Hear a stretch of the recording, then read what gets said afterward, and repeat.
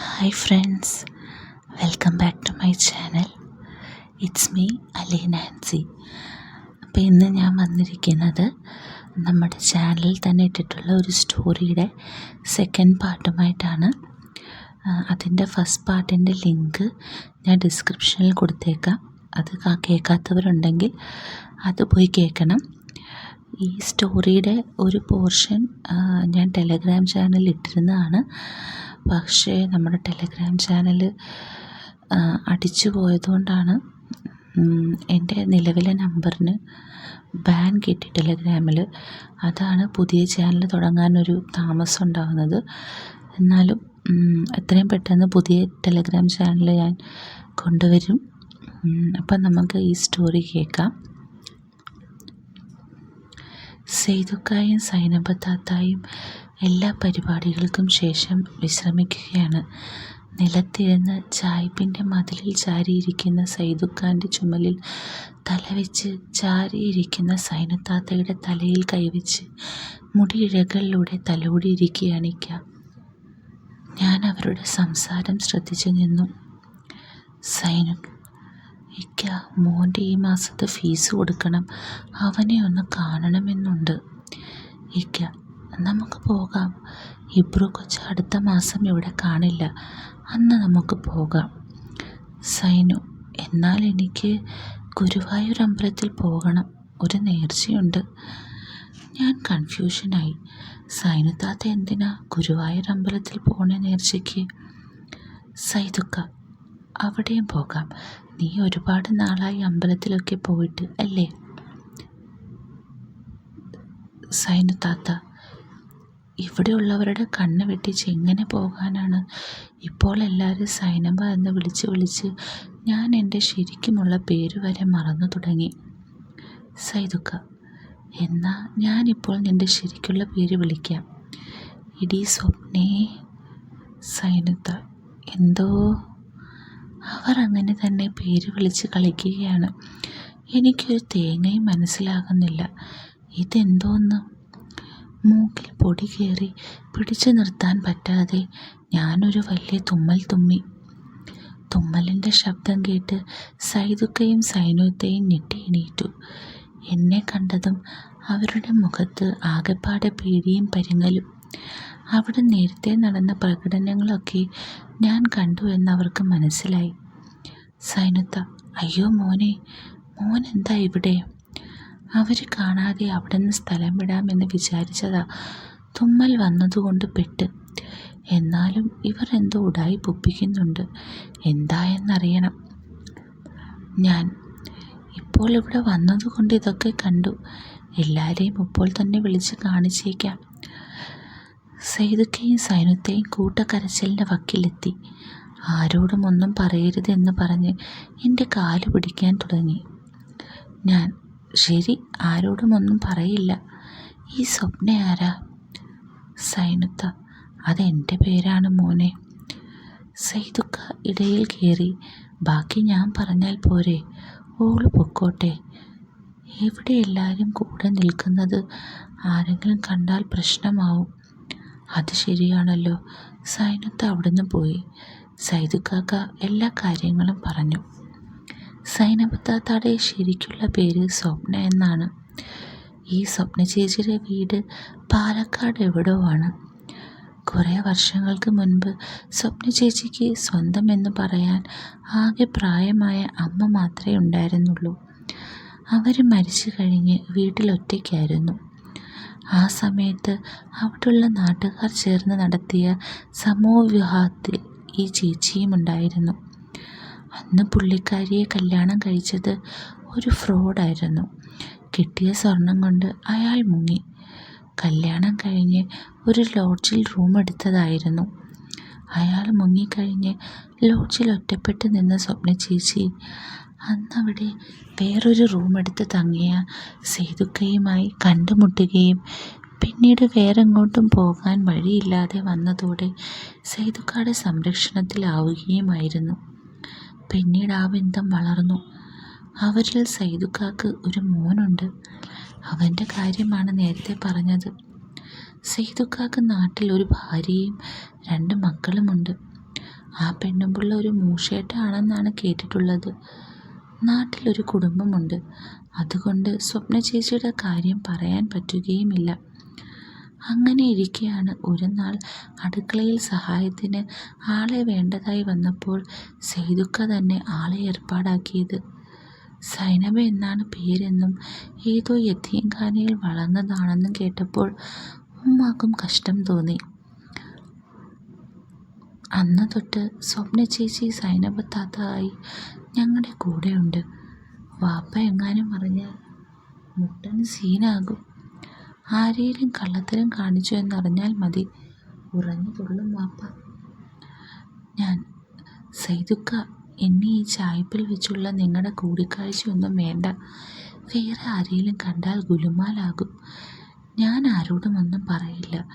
വേറെ ആരുടെയും കണ്ണിൽപ്പെടാതെ നോക്കുക. അത് ശരിയാണെന്ന് തോന്നിയ സൈതുക്ക ഇനി സൂക്ഷിച്ചു കൊള്ളാമെന്ന് പറഞ്ഞ് അവിടുന്ന് പോയി. സൈതുക്കയുടെ ലവ് സ്റ്റോറി കേട്ട് എനിക്കെന്തോ റസ്നയുടെ കാര്യത്തിൽ ഒരു കോൺഫിഡൻസ് ഒക്കെ തോന്നുന്നത് പോലെ. ഒരു കല്യാണം കഴിഞ്ഞ് അല്പം പ്രായം ചെന്ന സൈതുക്ക സ്വപ്ന ചേച്ചീനെ ലൈനടിച്ച് വീഴ്ത്തിയില്ലേ? പിന്നെ എനിക്ക് എന്തുകൊണ്ട് റസ്നയെ പ്രേമിച്ചുകൂടാ? കണ്ണാടിയുടെ മുൻപിൽ നിന്ന് ഞാൻ എന്നെ തന്നെ നോക്കി തോളിൽ തട്ടിക്കൊണ്ട് നീ പൊളിക്കടാ മുത്തേ എന്ന് തന്നെ പറഞ്ഞു. സുഖമായി കിടന്നുറങ്ങി. തിങ്കളാഴ്ച റസ്നയും മമ്മിയും കോളേജിലെത്തി. ഞാൻ അവരെ കാത്ത് ഫ്രണ്ട് ഗേറ്റിലുണ്ടായിരുന്നു. റസ്ന ആണെങ്കിൽ ആരും നോക്കിപ്പോകുന്ന തരത്തിലുള്ള ഡ്രസ്സിങ്. ഇന്ന് പൊട്ട് തൊട്ടിട്ടുണ്ട്. ഞാൻ ഓഫീസ് റൂം വരെ അവരെ കൂടെ പോയി. ക്ലാസ് തുടങ്ങാറായപ്പോൾ ഞാൻ അവിടുന്ന് മാറി. Degree first year class room എൻ്റെ ക്ലാസ് റൂം ഇരിക്കുന്ന ബ്ലോക്കിൻ്റെ തൊട്ടടുത്താണ്. ആദ്യത്തെ അവർ കഴിഞ്ഞ് ഞാൻ പോയി നോക്കി. റസ്ന വന്നിട്ടില്ല. ഫോർമാലിറ്റീസൊക്കെ കഴിഞ്ഞ് വരുമ്പോൾ ടൈം എടുക്കും. റസ്നയെ കാണുമ്പോൾ ആണെങ്കിൽ ചങ്ക് കൊളുത്തി വലിക്കുന്നത് പോലെയാണ്. എങ്ങനെ ചെന്നിഷ്ടം പറയും? എന്നെക്കാളും 3 വയസ്സിനെങ്കിലും ഇളയതാണ് അവൾ. നേരിട്ടിപ്പോൾ ചെന്ന് പറഞ്ഞാൽ കുളമാകും ചിലപ്പോൾ. ഇർഷാദിനോട് ട്രിപ്സ് ചോദിക്കാം. ഓൻ എങ്ങനെയാണ് സൽമായെ വളച്ചതെന്ന് ചോദിച്ച് മനസ്സിലാക്കാം. താഴെ എന്തോ ബഹളം. അവർ ക്ലാസ്സില്ല. ചെന്ന് നോക്കിയപ്പോൾ അവിടെ ഒരു ചെറിയ അടി നടക്കുകയാണ്. വിദ്യാർത്ഥി സംഘടനയിൽപ്പെട്ടവർ തമ്മിലുള്ള വാക്കേറ്റം കയ്യാങ്കളിയിലെത്തിയതാണ്. റസ്നയും മമ്മിയും അവിടെ പേടിച്ച് മാറി നിൽപ്പുണ്ട്. ഞാൻ അങ്ങോട്ടേക്ക് ചെന്നു. മമ്മി, ഇവിടെ എപ്പോഴും ഇങ്ങനെയാണോ മോനെ? ഞാൻ, ഇന്ന് പുതിയ കുട്ടികളെ സ്വീകരിക്കാൻ നിന്നതുകൊണ്ട് എന്തോ വാക്കുതർക്കമുണ്ടായതാ. അങ്ങനെ വലിയ പ്രശ്നമൊന്നുമില്ല. മമ്മി, മോളെ ഒന്ന് ശ്രദ്ധിച്ചേക്കണേ മോനെ. ഞാൻ ഏറ്റു. അഡ്മിഷൻ കാര്യമെല്ലാം പൂർത്തിയാക്കി അവർ അന്ന് തിരികെ പോയി. നാളെ മുതൽ റസ്ന എൻ്റെ അടുത്തുള്ള ക്ലാസ് റൂമിലുണ്ട്. സന്തോഷം കൊണ്ട് എനിക്കിരിക്കാൻ വയ്യ. കോളേജിൽ പോകാൻ എനിക്കിപ്പോൾ ഭയങ്കര ഉത്സാഹമാണ്. ഫസ്റ്റ് ഇയർ കെമിസ്ട്രിക്കാരുടെ ക്ലാസ് ഇൻചാർജ് സൗമ്യ മിസ്സാണ്. ഞങ്ങൾ നല്ല കമ്പനിയാണ്. ലൈബ്രറിയിൽ നിന്ന് ഞാനെടുത്ത ഒരു ബുക്ക് സൗമ്യ ടീച്ചർ ചോദിച്ചിരുന്നു. അവിടെ ആകെ ഒരു കോപ്പി മാത്രമേ ഉണ്ടായിരുന്നുള്ളൂ. എന്നോട് വായിച്ചിട്ട് തന്നാൽ മതി എന്ന് മിസ്സ് പറഞ്ഞിരുന്നു. ആ ബുക്ക് കൊടുക്കാൻ എന്ന രീതിയിൽ ഞാൻ റസ്നയുടെ ക്ലാസ് റൂമിലേക്ക് പോയി. റസ്ന ഫ്രണ്ട് ബെഞ്ചിൽ തന്നെ ഇരിപ്പുണ്ട്. ഞാൻ ചെന്ന സമയം അവിടെ പരിചയപ്പെടൽ നടക്കുകയാണ്. ഞാൻ ക്ലാസ് റൂമിൽ ഒന്ന് ഓടിച്ചു നോക്കി. കുറച്ചധികം സുന്ദരി കുട്ടികളുണ്ട് ഈ ബാച്ചിൽ. സൗമ്യ മിസ് എന്നെ അവർക്ക് പരിചയപ്പെടുത്തി. ഞാൻ PG സ്റ്റുഡൻ്റ് ആണെന്നറിഞ്ഞപ്പോൾ ചില കുട്ടികളുടെ മുഖത്തെ റെസ്പെക്റ്റ് വായിച്ചെടുക്കാൻ പറ്റി. ഉച്ചയ്ക്ക് ലഞ്ച് ബ്രേക്ക് സമയം ഞാൻ റസ്നയെ നോക്കി ചെന്നു. ഞാൻ, ഫുഡ് കൊണ്ടുവന്നിട്ടുണ്ടോ? റസ്ന, ഇല്ല. ഞാൻ, അപ്പോൾ എന്ത് കഴിക്കും? റസ്ന, പുറത്തു നിന്ന് എന്തെങ്കിലും കഴിക്കാമെന്ന് വിചാരിച്ചു. ഞാൻ, ഇവിടെ ക്യാൻറ്റീനുണ്ട്. റസ്ന പറഞ്ഞു, എനിക്കറിയില്ലല്ലോ. ഞാൻ, എൻ്റെ കൂടെ പോര്, ഞാൻ കാണിച്ചു തരാം. ചേട്ടൻ കഴിക്കുന്നില്ലേ? സത്യം പറഞ്ഞാൽ എൻ്റെ ബാഗിൽ ഫുഡ് ഇരിപ്പുണ്ട്, ഞാനും ക്യാൻറ്റീനിലോട്ടാണെന്ന് പറഞ്ഞു. രസ്നായിട്ട് ഒന്നിച്ച് ക്യാൻറ്റീൻ ഇരിക്കാമെന്ന് കരുതിയതാ. അവളുടെ ക്ലാസ്സിലുള്ള വേറൊരു പെൺകുട്ടിയും ഞങ്ങളുടെ കൂടെ വന്നു. ശ്രുതി എന്നാണ് ആ കുട്ടിയുടെ പേര്. ആ പോട്ടെ, സാരമില്ല, കൂടെ ഒരാളുണ്ടെന്ന് വെച്ച് ഇപ്പോൾ എന്താ. ഞങ്ങൾ പരസ്പരം പരിചയപ്പെട്ടു. ക്യാൻറ്റീനിൽ ഫുഡിൻ്റെ ബില്ല് ഞാൻ പേ ചെയ്തു. നാളുകൾ ചെല്ലുന്തോറും ഞങ്ങൾ കൂടുതൽ കമ്പനിയായി. രസ്നയുടെ ക്ലാസ്സിലുള്ള ഒരു വാതുറപ്പൻ പയ്യൻ അവളുമായി മുട്ടി നിൽക്കാൻ വരുന്നത് കാണാം. ഒരു ഉണ്ണിക്കുട്ടൻ. ഉണ്ണിക്കുട്ടൻ എന്നവനെ അവിടെ എല്ലാവരും വിളിക്കുന്നതാണ്. അവൻ്റെ ശരിക്കുമുള്ള പേര് ശ്രീകുമാർ എന്നോ മറ്റോ ആണ്. രസ്നയെ വളയ്ക്കാൻ നടക്കുവാണ് എന്നാണ് ഞാൻ കരുതിയത്. ആ സമയമൊക്കെ ഞാൻ അനുഭവിച്ച ടെൻഷന് കണക്കില്ല. പിന്നീടാണ് മനസ്സിലായത് ശ്രുതിയെയാണ് നോട്ടമെന്ന്. അതോടെ ആശ്വാസമായി. ഒന്നോർത്താൽ അത് നല്ലതാ. രസ്നയും ശ്രുതിയും കട്ട ഫ്രണ്ട്സാണിപ്പോൾ. അവർ എപ്പോഴും ഒരുമിച്ചാണ് നടപ്പ്. ഈ പയ്യൻ ആ കൊച്ചിനെ വളച്ചാൽ രസ്നയെ എനിക്ക് ഫ്രീ ആയി മുട്ടാൻ പറ്റും. രസ്ന കോളേജിൽ വന്നിട്ട് 2 മാസത്തോളമായി. ഒരു പുല്ലും നടക്കുന്നുമില്ല. ഞാൻ എങ്ങനെ ഓളെ എൻ്റെ ജീവിതത്തിലെ ബീവിയാക്കുന്നതും സ്വപ്നം കണ്ട് നടക്കുന്നതല്ലാതെ വേറെ ഒരു ഇമ്പ്രൂവ്മെൻറ്റ്സും ഇല്ല. ശ്യാമാണെങ്കിൽ വർഷയെ ഇങ്ങനെ നോക്കിക്കൊണ്ടിരിക്കുന്നതല്ലാതെ ചെന്ന് ഇഷ്ടമാണെന്ന് പറയുന്ന പോലുമില്ല. ഇവൻ്റെ ഈ കോംപ്ലക്സ് എന്ന് മാറുമോ ആവോ. എൻ്റെ കണ്ണിൽ ഞാൻ നേരിട്ട് കാണുന്ന ആകെയുള്ള റൊമാൻസ് സൈദുഖാൻ്റെയും സൈനത്താത്തായുടെയുമാണ്. വീട്ടിൽ വെച്ച് ഇവരെ കാണുമ്പോൾ എൻ്റെ മനസ്സിൽ ഭഗീരഥൻ പിള്ളയെയും സരസ്വനെയും ഓർമ്മ വരും. ഇവരെ നോക്കി ഞാൻ ഇടയ്ക്കൊന്ന് ചിരിക്കുമ്പോൾ സൈദുക്ക കണ്ണിറുക്കി ആംഗ്യം കാണിക്കും. ഇഷ്റ പതിവ് പോലെ എന്നെ കൊണ്ട് ഹോംവർക്ക് ചെയ്യിച്ച് അങ്ങനെ അങ്ങ് ജീവിച്ചു പോകുന്നു. നാളെ രസ്നയോട് ലവർ വല്ലതും ഉണ്ടോ എന്ന് ചോദിക്കണം.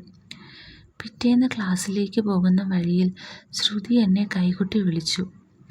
സംഭവം 2 പേർക്കും ഒരു ചാപ്റ്ററിൽ ഡൗട്ട്. അതൊന്ന് ക്ലിയർ ചെയ്ത് കൊടുക്കാനാണ്. ഞാനത് നോക്കി. ഞാൻ പറഞ്ഞു, ഇതിൻ്റെ സിമ്പിൾ നോട്ട്സ് എൻ്റെ കയ്യിലുണ്ട്. രസ്ന, അത് ഞങ്ങൾക്ക് തരാമോ? അത് ഞാൻ ഫസ്റ്റ് ഇയർ പഠിക്കുമ്പോൾ ഉള്ളതാണ്. ഞാൻ PDF ആയിട്ട് ശ്രുതിക്ക് വാട്സാപ്പ് ചെയ്ത് തരാം. രസ്ന, അപ്പോൾ എനിക്കോ? അതിന് നിനക്ക് വാട്സാപ്പും ഫേസ്ബുക്കും ഒന്നും ഇല്ലല്ലോ. രസ്ന, ഫേസ്ബുക്ക് ഇല്ല, പക്ഷേ എനിക്ക് ഇൻസ്റ്റയിൽ ID ഉണ്ടല്ലോ. നോട്ട്സ് ഞാൻ ശ്രുതിയുടെ കയ്യിൽ നിന്ന് പ്രിൻ്റ് എടുത്തോളാം.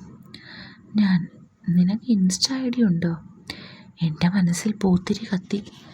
മുൻപൊന്നും നോക്കിയിട്ട് കണ്ടിട്ടില്ല. രസ്ന, ഉണ്ടല്ലോ. ആഹാ, കാണിച്ചേ. നമ്മൾ ഇൻസ്റ്റ ഫ്രണ്ട്സ് ആയില്ലല്ലോ ഇതുവരെ. രസ്ന എൻ്റെ ഫോൺ വാങ്ങി അവളുടെ ID ടൈപ്പ് ചെയ്ത് കാണിച്ചു തന്നു. രസ്ന എന്ന പേരിലൊന്നുമല്ല കിടക്കുന്നത്. ബ്യൂട്ടി ഏഞ്ചൽ എന്ന ID കൊടുത്തിട്ട് ഒരു പൂച്ചക്കുട്ടിയുടെ DP വെച്ചിട്ടുണ്ട്. പിന്നെ ശ്രുതിയുടെ IDയും കിട്ടി. അവളുടെ ഇൻസ്റ്റ ID കിട്ടിയത് എനിക്കൊരു പിടിവള്ളിയായിരുന്നു. രസ്ന ഇൻസ്റ്റയിൽ വരുമ്പോൾ ഞങ്ങൾ ചാറ്റ് ചെയ്യാൻ തുടങ്ങി. രസ്ന ഒരു കൊച്ചുകുട്ടിയെ പോലെയാണ് എൻ്റെ അടുത്ത്. വായിൽ തോന്നിയതെല്ലാം വിളിച്ചു പറയും. ഒരു കഥയില്ലാത്ത കുട്ടിയാണെന്ന് തോന്നിയിട്ടുണ്ട്. ഒരു ദിവസം നൈറ്റ് പതിവ് പോലെ ഞങ്ങൾ ചാറ്റ് തുടങ്ങി. രസ്ന, അടുത്ത ആഴ്ച കോളേജിലെ ഓണം സെലിബ്രേഷൻ സാരി ഉടുത്ത് വരാൻ പറഞ്ഞിരിക്കുക. ഞാനാണെങ്കിൽ ഇതുവരെ സാരി ഉടുത്തിട്ടില്ല. ശ്രുതി ഉടുപ്പിച്ച് തരാമെന്ന് പറഞ്ഞിട്ടുണ്ട്. നീ സാരി ഉടുത്താൽ നന്നായിരിക്കും. രസ്ന, അതെങ്ങനെ ചേട്ടനറിയാം? ഞാൻ ചുമ്മാ ഇമാജിൻ ചെയ്ത് നോക്കി. ഞാൻ വിഷയം മാറ്റാനായി ശ്രുതിയുടെ കാര്യമെടുത്തിട്ടു. ഈ ശ്രുതി മറ്റേ ചെക്കനുമായി ലപ്പാണ്, ഉണ്ണിക്കുട്ടൻ എന്ന് വിളിക്കുന്ന ആ പയ്യൻ. രസ്ന, അതവന് ഭയങ്കര ഇഷ്ടമാണ് അവളെ. അവൾ യെസ് പറഞ്ഞിട്ടില്ല. അതെന്താ, അവൾക്ക് വേറെ ലപ്പുണ്ടോ? രസ്ന, അവൾക്ക് വേറെയൊന്നുമില്ല. അവൾക്കും അവന് ഇഷ്ടമാണ്. അവൾ പതുക്കെ യെസ് പറയാമെന്ന് പറഞ്ഞിരിക്കുക. മിക്കവാറും ഉടനെ പറയും. ചേട്ടൻ ആരോടും പറയല്ലേ. ഞാൻ ഞാൻ ആരോട് പറയാനാ? അപ്പോൾ അവർ തമ്മിൽ സെറ്റാകുമല്ലേ? ഇനി നിന്റെ ലവറിൻ്റെ കാര്യം പറ. രസ്ന: എൻ്റെ ലവറോ? അതിന് എനിക്ക് ലവറൊന്നുമില്ലല്ലോ. ഞാൻ: ഇത്ര സുന്ദരിക്കുട്ടിയായ രസ്ന മോൾക്ക് ലവർ ആരുമില്ലെന്നോ? രസ്ന: പോ ചേട്ടാ, ഞാൻ അത്രയ്ക്ക് സുന്ദരിയൊന്നുമില്ലല്ലോ അതിന്. നമ്മളെയൊക്കെ ആര് പ്രപ്പോസ് ചെയ്യാനാ? ഞാൻ: നീ അങ്ങനെ വിനയകുനയാകല്ലേ. ഇത്ര ലുക്കുള്ള നിന്നെ ആരും ഇഷ്ടമാണെന്ന് പറഞ്ഞിട്ടില്ലേ? രസ്ന ഒരു സ്മൈലി സെൻഡ് ചെയ്തു. ഇല്ല ചേട്ടാ, സത്യം. ഞാൻ ഒരു ലവ് ഇമോജി ഇട്ടു. ഞാൻ മതിയാകുമോ നിനക്ക്? എനിക്ക് പെട്ടെന്ന് അങ്ങനെ ടൈപ്പ് ചെയ്ത് അയക്കാനാണ് തോന്നിയത്. അപ്പുറത്ത് സീനായി. അവൾ പുതിയ മെസ്സേജ് അയക്കുന്നില്ല. പ്രശ്നമായോ? ചുമ്മാ കളിപ്പിച്ചതാ പെണ്ണെ എന്ന് ടൈപ്പ് ചെയ്യാൻ തുടങ്ങിയതും അവളുടെ റിപ്ലൈ വന്നു. മതിയോ? ഇർഫാൻ ചേട്ടന് ഞാൻ മതിയോ? എന്നെപ്പോലൊരു പെണ്ണ് പറ്റുമോ ചേട്ടന്? ഇത് കണ്ടതും ഞാൻ ആകെ കോരിത്തരിച്ചു പോയി. എങ്ങനെ ഇവളെ സ്വന്തമാക്കുമെന്ന് കരുതി ടെൻഷൻ അടിച്ചിരിക്കുമായിരുന്നു. ഇവളെ പോലത്തെ ഒരു സുന്ദരിക്കുട്ടി എനിക്ക് ഓക്കെ ആകുമോ എന്ന് വരെ ചിന്തിച്ചിരുന്നിട്ടുണ്ട്. ഇത്ര പെട്ടെന്ന് ഇവളുടെ ഭാഗത്ത് നിന്ന് ഇങ്ങനെ ഒരു റിപ്ലൈ സ്വപ്നത്തിൽ പോലും ഞാൻ പ്രതീക്ഷിച്ചിട്ടുണ്ടായിരുന്നില്ല. എൻ്റെ പടച്ചോനെ, അവൾ അങ്ങനെ തന്നെയല്ലേ മെസ്സേജ് അയച്ചത്? ഇനി തോന്നിയതാണോ? ഞാൻ കണ്ണൊന്ന് തിരുമ്മി നോക്കി. അതെ, അങ്ങനെ തന്നെയാണ്. ഞാൻ നന്നായി പഞ്ചാര കലക്കി ഒരു റിപ്ലൈ കൊടുത്തു. നിന്നെപ്പോലൊരു പെൺകൊച്ചാണ് എൻ്റെ മനസ്സിലുള്ളത്. അവൾ അവിടുന്ന് വലിയൊരു ലവ് ചിഹ്നം സെൻഡ് ചെയ്ത് തന്നു. അങ്ങനെ പൈങ്കിളി ചാറ്റ് തുടർന്നു. കാര്യങ്ങൾ ഒന്നുകൂടെ ഉറപ്പിച്ചു. സെറ്റ്. അങ്ങനെ എനിക്ക് ജീവിതത്തിൽ ആദ്യമായി കടുത്ത മുഹബത്ത് തോന്നിയ പെൺകൊച്ച് തന്നെ സെറ്റായി.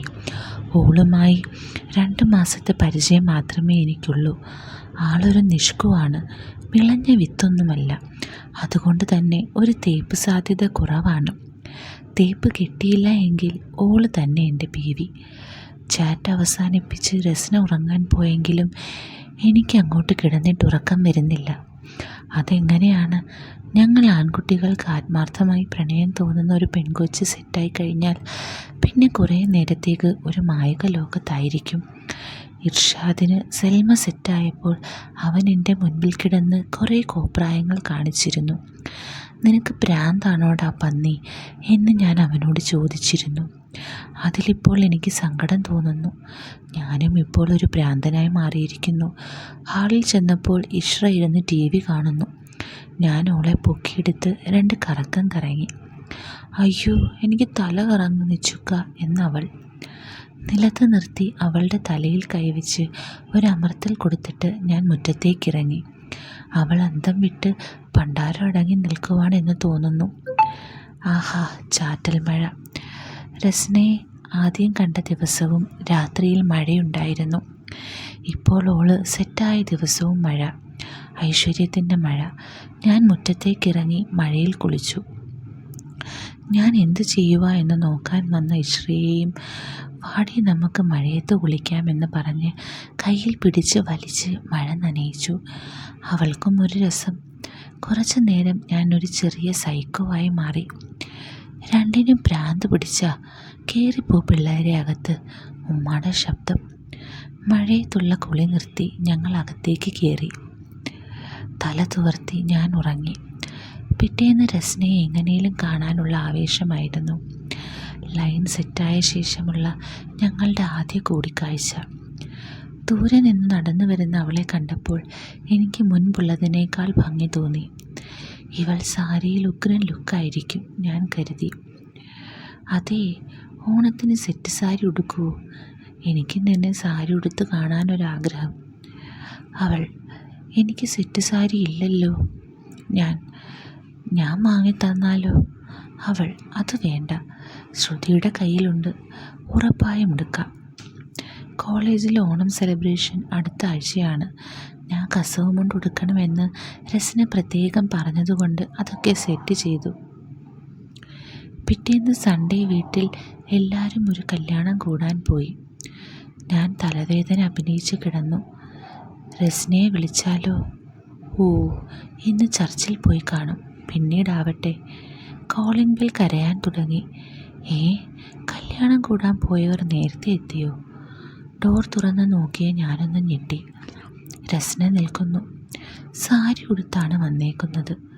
അതും നല്ല അടിപൊളി സാരി. മുല്ലപ്പൂ ചൂടിയിട്ടുണ്ട്. സാരിയിൽ ഇവൾ എന്താ ലുക്ക്! ബോഡി ഷേപ്പൊക്കെ കിടിലൻ. മുടിയൊക്കെ ഒരു പ്രത്യേക രീതിയിലാണ് ചീകി വെച്ചേക്കുന്നത്. ഇവൾ എന്താ ഇത്? അന്ന് തട്ടമിട്ട് കണ്ടപ്പോൾ ഒരു ഹൂറിയായിട്ട് തോന്നി. ഇന്ന് ഈ ലുക്കിൽ കാണുമ്പോൾ ദേവലോകത്ത് നിന്നിറങ്ങി വന്ന അപ്സരസായിയൊക്കെ തോന്നുന്നു. ഇനി പ്രേമം അസ്ഥിക്ക് പിടിച്ചേക്കുന്നത് കൊണ്ട് തോന്നുന്നതാണോ? ഞാൻ വായും പൊളിച്ച് നിൽക്കുന്നത് കണ്ടവൾ, എന്നെ സാരി ഉടുത്ത് കാണണമെന്ന് പറഞ്ഞില്ലേ? ഒരു സർപ്രൈസ് തരാനായിട്ടാ സാരി ഉടുത്ത് വന്നത് എന്ന് പറഞ്ഞു. അത് നന്നായി. ഇവിടെ ഇപ്പോൾ എല്ലാവരും ഉണ്ടായിരുന്നേൽ നല്ല സർപ്രൈസ് നടന്നേനെ എന്ന് ഞാൻ മനസ്സിൽ കരുതി. ഇവൾക്ക് എങ്ങനെ ഇത്ര ധൈര്യം കിട്ടി? അയ്യോ, ഇവൾ വാതിൽക്കൽ തന്നെ നിൽക്കുവാണല്ലോ. ഞാൻ അവളുടെ കൈ പിടിച്ച് വലിച്ച് വീടിൻ്റെ അകത്തേക്ക് കയറ്റി. രസ്ന, അയ്യേ, കുളിച്ചിട്ട് പോലുമില്ലേ ഇതുവരെ? എനിക്ക് ചെറിയ തലവേദന, കിടക്കുമായിരുന്നു. അവൾ അവിടെ ഇരുന്ന് വിക്സ് ഡപ്പി കയ്യിലെടുത്തു. ഇത് തേച്ചില്ലേ എന്നിട്ട്? നിനക്കൊന്നെൻ്റെ നെറ്റിയിൽ അത് തേച്ച് തന്നൂടെ? അതിനെന്താ, ഞാൻ ഇട്ട് തരാലോ എന്ന് പറഞ്ഞ് അവൾ അവിടെ സെറ്റിയിലിരുന്നു. ഞാൻ രസ്നയുടെ മടിയിൽ തലവെച്ച് കിടന്നു. വിക്സ് പുരട്ടി തന്നതിന് ശേഷം അവൾ കൈ കൊണ്ട് എൻ്റെ നെറ്റിയിലും തലമുടിയിലുമൊക്കെ തലോടാൻ തുടങ്ങി. ഞാൻ അവളുടെ മടിയിൽ അവളെ തന്നെ നോക്കി തലവെച്ച് കിടക്കുകയാണ്. തലയിൽ ചൂടിയ മുല്ലപ്പൂവിൻ്റെ മണവും പെർഫ്യൂമിൻ്റെ മണവും ഒരേപോലെ മൂക്കിലേക്ക് അടിച്ചു കയറുകയാണ്. അവളുടെ നിഷ്കളങ്കത നിറഞ്ഞ സൗന്ദര്യം തുളുമ്പുന്ന മുഖത്തേക്ക് എത്ര നേരം വേണമെങ്കിലും നോക്കിയിരിക്കാൻ പറ്റും. അവൾ ചിരിക്കുമ്പോൾ കാണുന്ന മുല്ലമൊട്ട് പോലുള്ള അവളുടെ പല്ലുകളും ഭംഗിയുള്ള ചെഞ്ചുണ്ടുകളും കാന്തിക ശക്തി ഒളിപ്പിച്ചു വെച്ചിരിക്കുന്ന അവളുടെ കണ്ണുകളും ചുവന്നു തുടുത്ത അവളുടെ കവിൾത്തടങ്ങളും എല്ലാം എത്ര നേരം വേണമെങ്കിലും നോക്കിയിരുന്ന് ആസ്വദിച്ചു പോകും. ഇവളെ നിക്കാഹ് കഴിക്കാൻ പറ്റിയില്ലെങ്കിൽ ഉറപ്പായി ഞാൻ ചങ്ക് പൊട്ടി ചത്തുപോകും. അവൾ എന്താ എന്നെ ആദ്യമായി കാണുന്ന പോലെ നോക്കുന്നത്? തലവേദന കുറഞ്ഞോ? ചെറുതായിട്ട്. അവൾ മുഴുവനായി മാറാനായിട്ട് ഞാനൊരു സൂത്രം തരട്ടെ? അവൾ പതിയെ എൻ്റെ നെറ്റിത്തടത്തിൽ ഒരു ഉമ്മ തന്നു. എൻ്റെ പടച്ചോനെ, എന്താ പറയേണ്ടത്? വരണ്ട ഭൂമിയിലേക്ക് തണുത്ത ജലം വീഴുന്നത് പോലെ ഒരു കുളിര്. കാമുകിയിൽ നിന്ന് ആദ്യമായി കിട്ടിയ ഉമ്മ. ഇപ്പോൾ തലവേദന മാറിയില്ലേ? ഞാൻ അതേന്ന് തലയാട്ടി. എനിക്ക് കിട്ടിയതുപോലെ ഞാനും മോളുടെ നെറ്റിയിൽ ഒരെണ്ണം കൊടുക്കാമെന്ന് കരുതി അവളുടെ മടിയിൽ നിന്ന് എഴുന്നേറ്റു. ഒന്ന് കെട്ടിപ്പിടിച്ച് കൊടുക്കാമെന്ന് കരുതി നോക്കിയപ്പോൾ തൊട്ടടുത്തിരുന്ന രസ്നയെ കാണുന്നില്ല. ഇവളിതെവിടെ പോയി? ഇതെന്തൊരു ഉറക്കമാണിക്ക? എൻ്റെ മൂക്ക് പിടിച്ച് വലിച്ചാട്ടിക്കൊണ്ട് ഇഷ്റ കലപില പറയുകയാണ്. അപ്പുറത്തുമ്മ നിൽപ്പുണ്ട്. വാതിലും തുറന്നിട്ട് നീ എന്തുറക്കമാണിത്? ഞാൻ ചാടി എഴുന്നേറ്റു.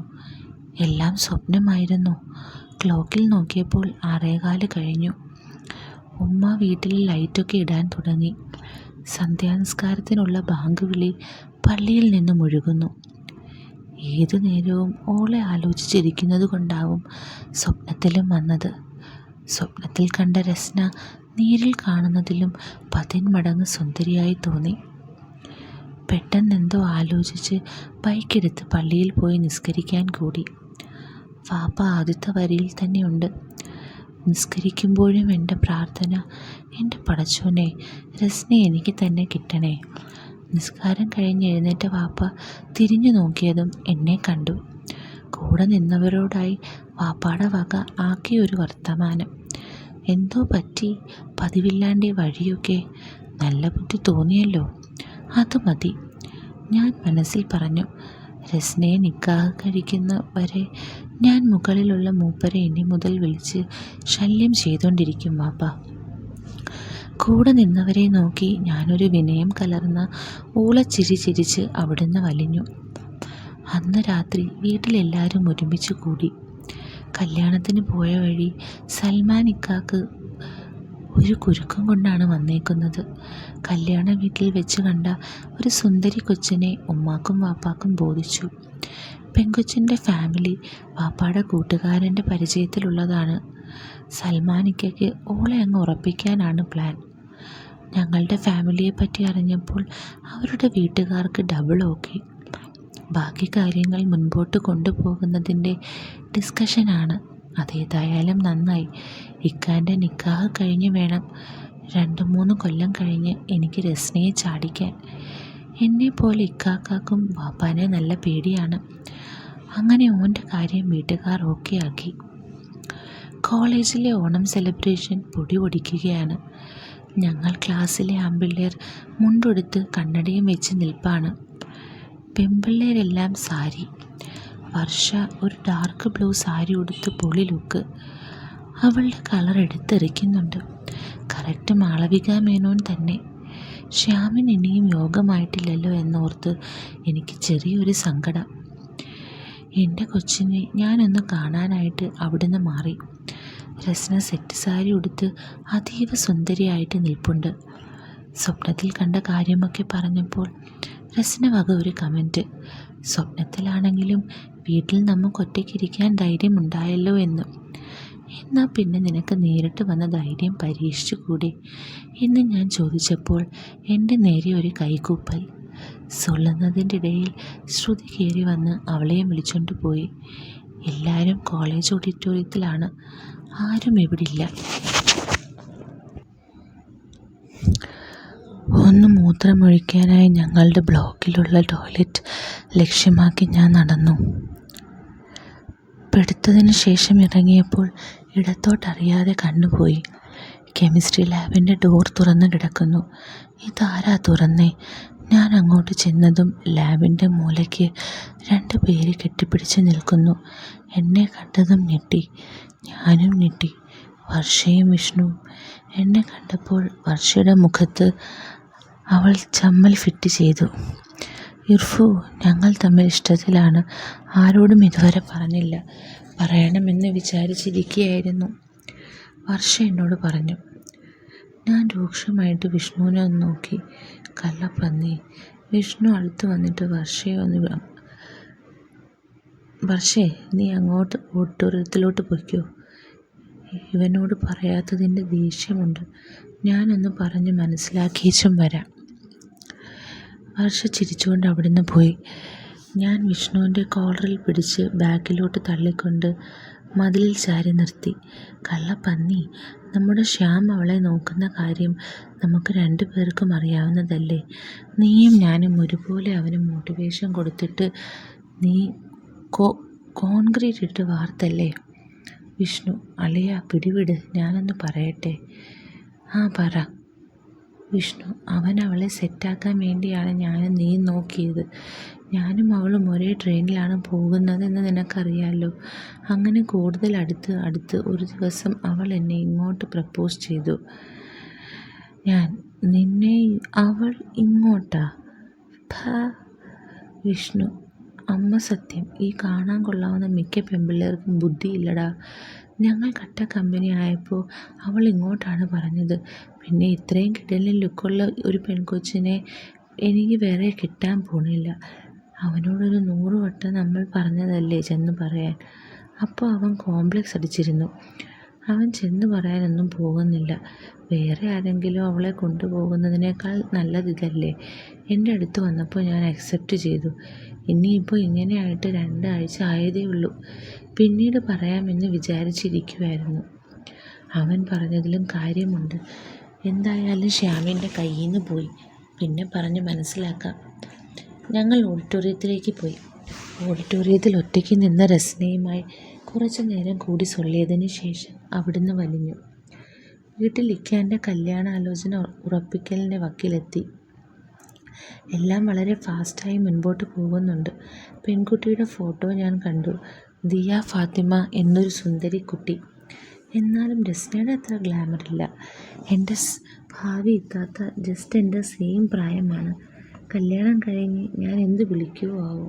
ആ, പേര് വിളിക്കും. കല്യാണ ഡേറ്റൊക്കെ ഫിക്സ് ചെയ്തു. രസ്നയെയും ശ്രുതിയെയും കല്യാണം വിളിക്കാം. ഈ ഗ്യാപ്പിൽ രസ്നയെ പതിയെ വീട്ടുകാർക്ക് പരിചയപ്പെടുത്തി കൊടുക്കാം. ഞാൻ കണക്ക് കൂട്ടി. സൈനബ് താത്ത എന്ന സ്വപ്ന ചേച്ചി ടൗണിലേക്കെന്ന് പറഞ്ഞ് രാവിലെ പോയേക്കുവാണ്. സൈദുഖാനെ കാണുന്നുമില്ല. നടക്കട്ടെ നടക്കട്ടെ. രസ്നയുമായി പതിവ് ചാറ്റ് കഴിഞ്ഞ് നേരം വൈകി ഉറങ്ങിയ ഞാൻ പിറ്റേന്ന് രാവിലെ വാപ്പാൻ്റെ വലിയ അലർച്ച കേട്ടാണ് എഴുന്നേറ്റത്. വാപ്പ അലറുന്ന ശബ്ദം കേൾക്കാം. നീ ഇത്രയും നാൾ ഞങ്ങളെയൊക്കെ പറ്റിക്കുകയായിരുന്നല്ലേടാ. എവിടെയുള്ള ഒരു അന്യ സമുദായത്തിൽപ്പെട്ട പെണ്ണിനെ വിളിച്ചുകൊണ്ട് ഇവിടെ കയറ്റാൻ നിനക്ക് എങ്ങനെ ധൈര്യം വന്നു? എൻ്റെ പടച്ചോനെ, ഇസിയും കോൺട്ര സൈദുഖാനെയും സൈനബ് താത്താനെയും എൻ്റെ കാര്യങ്ങളും വാപ്പ കൈയോടെ പിടിച്ചിരിക്കുന്നു. ഇവരോട് സൂക്ഷിക്കാൻ ഞാൻ അന്നേ പറഞ്ഞിരുന്നതല്ലേ. ഞാൻ വേഗത്തിൽ അങ്ങോട്ട് കൂടി ചെന്നു. വാപ്പ അലറുകയാണ്. തൊട്ടപ്പുറത്ത് സൈദുക്ക തല കുനിച്ച് താഴോട്ട് നോക്കി നിൽപ്പുണ്ട്.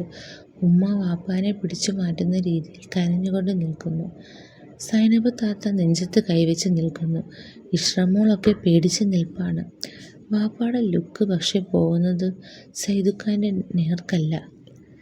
ഇതേതാ സെറ്റ് സാരി ഉടുത്ത വേറൊരു സുന്ദരി പെണ്ണ് നിൽക്കുന്നു. പൊട്ടുണ്ട്, ചന്ദനക്കുറിയുണ്ട്, കഴുത്തിൽ മാല, ചരടിലുള്ള താലി. വാപ്പ, ഇനി ഞാൻ നാട്ടുകാരുടെ മുഖത്ത് എങ്ങനെ നോക്കുമെടാ? സൽമാനിക്കാണ് പ്രതി. കാര്യങ്ങളുടെ കിടപ്പ് ഏകദേശം എനിക്ക് പിടികിട്ടി.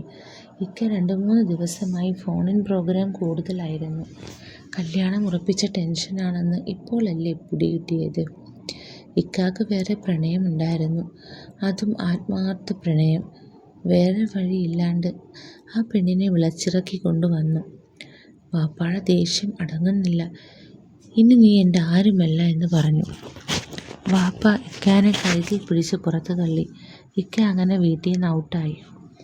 ഉമ്മ കരച്ചിലോട് കരച്ചിൽ. വീട് മരണവീട് പോലെയായി.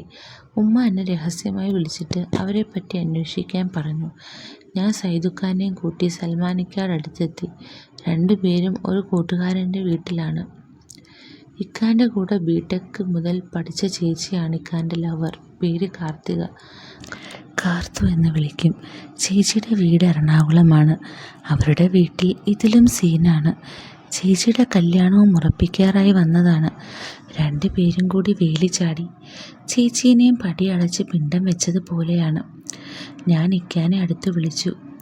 എടോ മനുഷ്യ, കല്യാണം ഉറപ്പിച്ച് നാട്ടുകാരെ വിളിക്കുന്നതിന് മുൻപേ ഇത് വല്ലതും ചെയ്യണ്ടായിരുന്നു. വാപ്പ അതാണ് കൂടുതൽ കലിപ്പായതെന്ന് തോന്നുന്നു. ഇച്ചു, വാപ്പാൻ്റെ സ്വഭാവം നിനക്കറിയാലോ. വേറെ ജാതിയിൽപ്പെട്ട പെണ്ണിനെ ആണെന്ന് കൂടെ കേട്ടാൽ എന്നെ കൊല്ലും വേണ്ടി വന്നാൽ. ഞാനിപ്പോൾ വേറെ വഴിയില്ലായിരുന്നു. ഞാനൊരു വളയെടുത്ത് ഇക്കാൻ്റെ കയ്യിൽ കൊടുത്തു. ഉമ്മ വാപ്പ കാണാതെ തന്നു വിട്ടതാ. നിങ്ങൾക്ക് തൽക്കാലം വേണ്ട വട്ടച്ചിലവിന് എന്തേലും വേണ്ടി ഇത് കൊണ്ട് വിൽക്കാൻ നോക്ക്. ഇക്ക, വേണ്ടടാ, തൽക്കാലം പിടിച്ചു നിൽക്കാനുള്ളത് കയ്യിലുണ്ട്. പിന്നെ ഇവൾക്ക് കൊച്ചിയിലുള്ളൊരു കമ്പനിയിൽ ജോലി ഉണ്ടായിരുന്നു. അത് വിട്ടിട്ട് ബാംഗ്ലൂരിൽ IT കമ്പനി ജോലി ശരിയായി വരുന്നുണ്ട്. എനിക്ക് പിന്നെ സപ്ലി ഉള്ളതറിയാമല്ലോ. ബിടെക് ക്വാളിഫിക്കേഷൻ വെച്ച് അവിടെ എവിടെയെങ്കിലും ഞാനും കയറി പറ്റും. പരസ്പരം ആശ്വസിപ്പിച്ച് കഴിഞ്ഞു ഞാൻ സൈദുഖാനെയും കൂട്ടി തിരിച്ച് വീട്ടിലെത്തി. ഇക്ക ഇറങ്ങിപ്പോയ ഗേറ്റ് നന്നായി ഒന്ന് നോക്കി. ഒന്ന് നെടുവീർപ്പിട്ടു. ഭാവിയിൽ എൻ്റെ വഴിയും ഇത് തന്നെ. പെരുവഴിയാകാതിരിക്കണമെങ്കിൽ ഒരു ജോലി സംഘടിപ്പിക്കണം. വീട്ടിലെ സ്ഥിതി കലാപകലുഷിതമായി തുടരുകയാണ്. ഭയങ്കര ദുരഭിമാനിയായ വാപ്പ ഇപ്പോൾ പഴയതുപോലുള്ള സാമുദായിക പ്രമാണി സ്ഥാനങ്ങളിലൊന്നും വഹിക്കാറില്ല. അതേതായാലും നന്നായി. ഇക്കാക്ക കാർത്തു ചേച്ചിയുമായി ബാംഗ്ലൂരിൽ സെറ്റിലായതറിഞ്ഞു. വാപ്പ അറിയാതെ ഇക്ക വീട്ടിലെല്ലാവരുമായി ഫോണിൽ സംസാരിക്കാറുണ്ട്. റസ്നയോട് എല്ലാ കാര്യങ്ങളും ഷെയർ ചെയ്യുന്ന കൂട്ടത്തിൽ ഇതും പറഞ്ഞിരുന്നു. നമ്മുടെ ഭാവി സേഫാക്കാൻ നമ്മൾ തന്നെ ശ്രമിക്കണം എന്നുള്ള ഉപദേശവും കൊടുത്തു. എന്തായാലും എനിക്കൊരു നിക്കാഹ് ഉണ്ടെങ്കിൽ അത് റസ്നയുമായി മാത്രം മതി. ഞാനിപ്പോൾ വാപ്പയുമായി അങ്ങനെ കൂടുതൽ സംസാരിക്കാറില്ല.